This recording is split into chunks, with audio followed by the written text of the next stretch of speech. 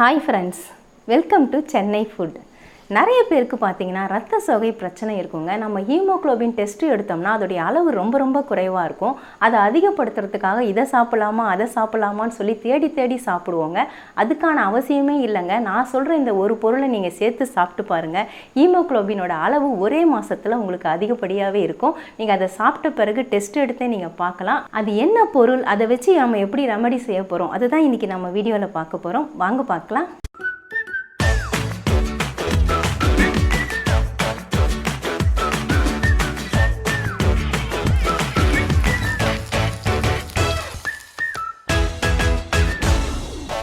இன்னைக்கு நாம இரத்த சோகை பிரச்சனையை சரி செஞ்சு ஹீமோகுளோபினுடைய அளவையும் அதிகரித்து கர்ப்பப்பை சம்பந்தப்பட்ட பிரச்சனைகளை சரி செய்யக்கூடிய, அதாவது பிசிஓடி, பிசிஓஎஸ் இந்த மாதிரி பிரச்சனைகள் இருக்கிறவங்க இந்த சாலியா விதையை பயன்படுத்தலாங்க. சாலியா விதைனா நம்ம தமிழில் சாலியா விதைன்னு சொல்லுவோம், இங்கிலீஷில் பார்த்தீங்கன்னா ஹலீம் சீடுன்னு சொல்லுவாங்க. இது பார்த்தீங்கன்னா சின்னதாக இருக்கும். எள்ளு பார்த்துருப்பீங்க, எள்ளை விட கொஞ்சம் பொடிசாவே இருக்கும். பாருங்க, நான் உங்களுக்கு காட்டுறேன். இந்த மாதிரி தான் இருக்கும். ரொம்ப பொடிசாக இருக்கும். இந்த மாதிரி ப்ரௌனிஷ் கலரில் தான் இருக்கும். ரொம்ப பொடியாக இருக்கும். எள்ளு கொஞ்சம் பெருசாக இருக்கும். அதை விட ரொம்ப பொடியாக இருக்கும். இது நீங்கள் நாட்டு மருந்து கடைகள்லையும் கிடைக்கும், டிபார்ட்மெண்டல் ஸ்டோர்லேயும் இருக்கும், சூப்பர் மார்க்கெட்லேயும் இருக்கும். எல்லா இடங்கள்லையுமே இது கிடைக்கும். ஆனால் நிறைய பேர் பார்த்தீங்கன்னா ஆளி விதையும் சாலியா விதையும் போட்டு குழப்பிக்கிறாங்க. ஆனால் ஆளி விதைன்றது பார்த்தீங்கன்னா ஃப்ளக்ஸ் சீடு.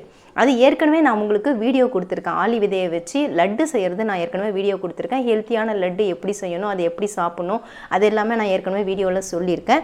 இது சாலியா விதை. இந்த சாலியா விதையை வச்சு இது நம்ம பாயசமாகவும் செஞ்சு சாப்பிட்லாம், இல்லைன்னா லட்டுவும் செஞ்சு சாப்பிட்லாம். இன்றைக்கி நாம் பார்த்தீங்கன்னா ஒரு பாயசம் போல தான் நம்ம செய்ய போகிறோம்.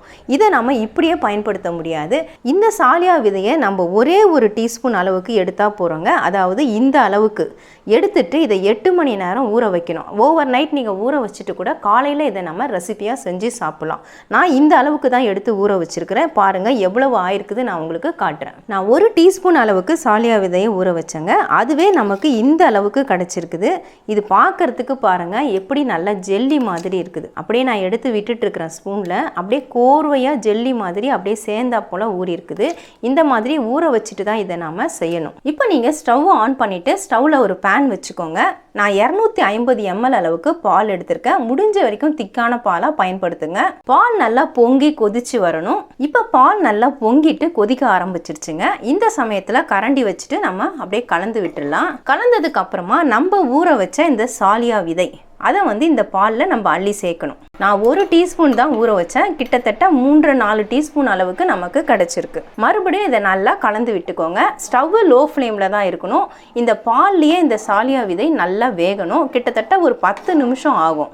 இந்த சாலியா விதையில் பார்த்தீங்கன்னா விட்டமின்ஸ் நிறைய இருக்குங்க. சி, ஏ, இ இந்த மாதிரி விட்டமின்ஸ் எல்லாமே நிறைய இருக்குது. அது மட்டும் இல்லாமல் நார் சத்து அதிகமாகவே இருக்குது. ஃபைபர் கண்டென்ட்டும் அதிகமாகவே இருக்குது. இது உடம்புக்கு ரொம்ப நல்லது. ஆனால் வாரத்தில் ஒரு நாள் சாப்பிட்டா போகிறோம். முடி கொட்டுறதை கூட தடுத்து நிறுத்தி முடி வளர்ச்சி வேகமாக வளர செய்யும். அந்த அளவுக்கு நிறைய சத்துக்கள் இந்த சாலியா விதையில் இருக்குது. இது வெந்ததுக்கு அப்புறம் பாருங்கள் கொஞ்சம் பெருசாக தெரிகிற மாதிரி இருக்குது. நம்ம சேர்க்கும் போது எப்படி இருக்குது, இப்போ பாலில் சேர்த்த பிறகு கொஞ்சம் பெருசாக இருக்கிற மாதிரி இருக்குது. இது கிட்டத்தட்ட 10 நிமிஷம் இந்த பால்லே வேகணும். லோ ஃப்ளேமில் வச்சு தான் நம்ம வேக விடணும். அப்பப்போ கலந்து விட்டுட்டே இருக்கணும். உடல் எடையை குறைக்கிறவங்க இந்த சாலியா விதையை பயன்படுத்தலாம். ஏன்னா இது ஃபைபர் கண்டென்ட் அதிகமாக இருக்கிறதுனால ரொம்ப நேரம் பசி எடுக்காமல் இருக்கும். அதனால இது உடல் எடையை குறைக்கிறதுக்கும் இதை பயன்படுத்தலாம். மொத்தத்தில் ரொம்ப ஹெல்த்தியானது. இது வேகட்டும். அதுக்குள்ளே நம்ம ஒரு பொடி ரெடி பண்ணிக்கலாம். பொடி செய்யறதுக்காக பேனை சூடுபடுத்திக்கோங்க. நான் 1 கப் அளவுக்கு தாமரை பொரி எடுத்திருக்கேன், அதாவது தாமரை விதை. இது கையில் சொல்லணும்னா நல்லா ஒரு கை அளவுக்கு இந்த அளவுக்கு எடுத்துக்கோங்க. மீடியம் ஃப்ளேமில் வச்சுட்டு ஒரு 2-3 நிமிஷம் இதை நாம் வறுக்கணும். நல்லா கையில் எடுத்து உடைச்சோம்னா மொளன்னு உடையணும், அந்த அளவுக்கு வறுக்கணும். தாமரை பொரி இப்போ நல்லாவே வறுபட்டுடுச்சுங்க. இதில் நாம் 1 துண்டு தேங்காய் இதை சேர்த்து விட்டுக்கலாம். பொடிசாக நறுக்கிட்டு சேர்த்துக்கோங்க. அடுத்ததாக இது கூடவே 10 பாதாம் பருப்பு அதையும் இதில் சேர்த்துக்கலாம். இதையும் ஒரு 1 நிமிஷம் போல் வறுத்து எடுத்துக்கலாம். இந்த தாமரை பொரியிலையும் நிறைய சத்துக்கள் இருக்குது. உடல் எடையை குறைக்கிறதுக்கு ரொம்ப ஹெல்ப் பண்ணும். இப்போ இந்த தேங்காயும் பாதாம் பருப்பும் நல்லா வறுபட்டுடுச்சு. ஸ்டவ் ஆஃப் பண்ணிவிட்டு நம்ம வேறு ஒரு பிளேட்டுக்கு மாற்றி வச்சுக்கலாம். இந்த தாமரை பொரி வறுபட்டுடுச்சா இல்லையான்னு தெரியறதுக்கு நீங்கள் இந்த மாதிரி உடச்சி பாருங்கள். உடைச்சிங்கன்னா அப்படியே அதை பாருங்கள் பவுடர் ஆகும். இதுதான் பதம். இப்போ ஸ்டவ் ஆஃப் பண்ணிவிட்டு பிளேட்டுக்கு மாற்றிக்கலாம். சாலியா விதையை சேர்த்துட்டு ஒரு 5 நிமிஷமாக இந்த பால் கொதிச்சிட்ருக்குங்க. இப்போ பாருங்கள், முன்னை விட இப்போ ரொம்பவே கொஞ்சம் திக்காயிட்டு இருக்குது. இன்னும் ஒரு 5 நிமிஷம் கொதிக்கட்டும். அதுக்குள்ளே நம்ம பொடியை ரெடி பண்ணிக்கலாம். வறுத்து வச்ச பொருட்கள் எல்லாமே நல்லா சூடாறிடுச்சுங்க. இதை நம்ம மிக்சி ஜாருக்கு மாற்றிக்கலாம். இது கூட சேர்க்கறதுக்காக ஒரு சின்ன துண்டு சுக்கு, அதை நான் இடித்து வச்சுருக்கேன். உங்கள்கிட்ட சுக்கு பொடி இருந்தால் சுக்கு பொடி சேர்த்துக்கோங்க. நான் சுக்கு இடித்து வச்சுருக்கேன். சுக்கு நம்ம அப்படியே சேர்த்தோம்னா மிக்சி பிளேடு வந்து உடையறதுக்கு வாய்ப்பு இருக்குது. அதனால் இடிச்சிட்டு சேர்த்துக்கோங்க. நீங்கள் ஏலக்காய் பொடி இல்லைனா ஏலக்காயும் ஒரு 3 ஏலக்காய் போல் சேர்த்துக்கோங்க. எனக்கு ஏலக்காய் பொடி இருக்கனால நான் சேர்க்கலை. இதை நம்ம பவுடராக அரைச்சி எடுத்துக்கலாம். இந்த மாதிரி நல்லா நைஸாக அரைச்சி எடுத்துக்கோங்க. பாருங்கள், இப்படி கைகளில் எடுத்துகிட்டு நம்ம இப்படி தேய்ச்சோம்னா நல்லா நைஸாக இருக்கணும். எல்லாமே நல்லா அரைப்பட்டுருக்குது. இது அப்படியே இருக்கட்டும். இந்த பாயசத்தில் சேர்க்கறதுக்காக நம்ம வெல்லம் இதெல்லாமே சேர்க்க போகிறதில்ல. வெல்லம், சர்க்கரை, கற்கண்டு இந்த மாதிரி எந்த பொருளுமே நம்ம சேர்க்க போகிறதில்ல. அதில் இனிப்பு சுவைக்காக பேரிச்சம்பழம் தான் சேர்க்க போகிறோம். நான் நார்மலாக இருக்கக்கூடிய பேரிச்சம்பழம் தான் எடுத்திருக்கேன். ஒரு 5-6 பேரிச்சம்பழம் எடுத்திருக்கேன். இதில் நம்ம இருக்கக்கூடிய உள்ளே இருக்க விதையை எடுத்துடணும். நல்லா கத்தி வச்சு அழுத்திட்டு ஓப்பன் பண்ணோம்னா அதில் இருக்கக்கூடிய விதை நமக்கு வெளியே வந்துடும். இதில் இருக்கக்கூடிய விதை அதை நம்ம எடுத்துடணும். எடுத்துட்டு இதை நம்ம பொடிசாக நறுக்கிக்கணும். எவ்வளவு பொடியாக நறுக்க முடியுமோ அவ்வளவு பொடியாக நீங்கள் நறுக்கிக்கோங்க. இதில் இருக்கக்கூடிய இந்த காம்பு பகுதி அதையும் நான் எடுத்துக்கேன். இந்த மாதிரி பொடியாக நறுக்கிட்டு இதை ஒரு பவுலுக்கு நம்ம மாற்றி வச்சுக்கலாம். இதே மாதிரி எல்லா பேரிச்சம்பழத்தையும் விதையை நம்ம நீக்கிட்டு பொடியாக நறுக்கிக்கலாம். நான் எடுத்த 6 பேரிச்சம்பழமும் கொட்டையை நீக்கிட்டு பொடிசாக கட் பண்ணி எடுத்துட்டாங்க. எவ்வளவு பொடியாக நறுக்க முடியுமோ அவ்வளவு பொடியாக நம்ம நறுக்கிக்கலாம். அப்போ தான் பாலில் சீக்கிரமாகவே வெந்துடும். சப்போஸ் உங்ககிட்ட பேரிச்சம்பழம் இல்லைன்னா நீங்கள் கற்கண்டு சேர்த்துக்கலாம், இல்லைன்னா நாட்டு சர்க்கரை சேர்க்கலாம். அதெல்லாம் சேர்க்கறதா இருந்தால் நீங்கள் பால் ஆற வச்சுட்டு தான் சேர்க்கணும். சாலியா விதை சேர்த்துட்டு அந்த பால் பாருங்கள் 10 நிமிஷமாக கொதிச்சிட்டு இருக்குது. நம்ம சேர்க்கும் போது இருந்ததை விட இப்போ இன்னும் நல்லா திக்னஸ் வந்துட்டு இருக்குது. இப்போ நாம பொடியை சேர்த்து விட்டுக்கலாம். இந்த பொடி பார்த்தீங்கன்னா நம்ம அரைச்ச இவ்வளவும் சேர்க்கக்கூடாது. இதிலிருந்து நம்ம 1 ஸ்பூன் தான் சேர்க்க போகிறோம். அதாவது இந்த ஸ்பூனில் 1 ஸ்பூன் தான் நான் சேர்க்க போகிறேன். இந்த அளவுக்கு நம்ம சேர்த்தா போகிறோம். மீதி இருக்கிறத நீங்கள் டைட்டாக மூடி போட்டு டப்பாவில் கொட்டிட்டு ஸ்டோர் பண்ணி வச்சுக்கலாம். வேணா ஃப்ரிட்ஜில் கூட நீங்கள் ஸ்டோர் பண்ணி வச்சுட்டு எப்போல்லாம் ரெடி பண்ணுறீங்களோ அப்போல்லாம் சேர்த்துக்கலாம். இப்போ கூடவே நம்ம பொடியை கட் பண்ண பேரிச்சம்பழம் அதையும் இதில் சேர்த்து விட்டுடலாம். சேர்த்துட்டு ஒரு தடவை கலந்து விட்டுடுங்க. இந்த பேரிச்சம்பழம் இந்த பாலில் நல்லா இழைய வேகணும்.